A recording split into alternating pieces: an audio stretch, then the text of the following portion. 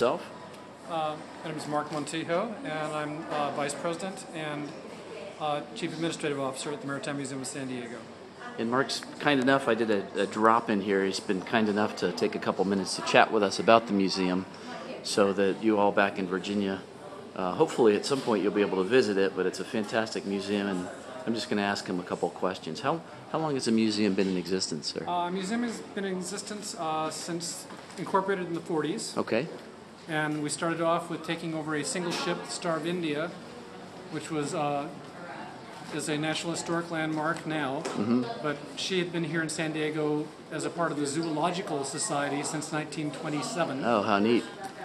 And gradually in disrepair, a group of global systems wanted to care for the vessel a little better, so established a nonprofit to take control of it and make it into a maritime museum. Okay.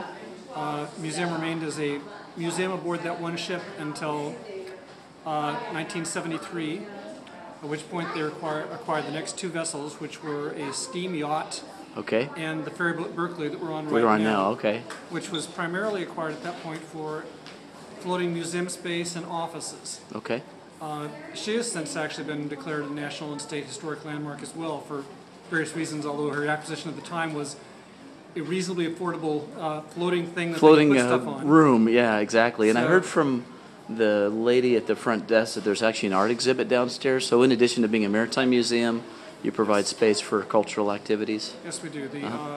The art exhibits, we've had rotating exhibits regularly, typically about 3 a year for the last decade.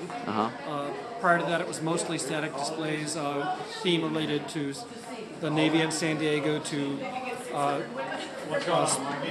sporting boats in San Diego, toward the fishing industry in San Diego.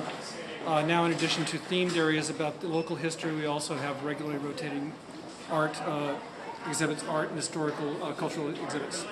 Can you tell me just a little bit about the organization? I mean, it's a nonprofit, I believe, Yes. the relationship with the city and how that all came about. The nonprofit was established, again, originally just to care for a single The vessel. one ship, right. The mission has expanded to be something where it is actually interpreting our region's history of the sea and maritime activities, and to act as a pretty much cultural resource and the caretaker for the local heritage and maritime history. The mission is broad enough now, which has incorporated a lot of educational functions. We have a full-time education staff. We have over 200 events of active living history programs now with school children from all over the region. I saw a few groups out there. Yes. Yeah, that's great. And this also includes regular overnight historic living history programs, both on the Star of India and on our, we have a topsail schooner, which is California's state tall ship. So the overnight programs both adapted to the state of California's history and science curriculum.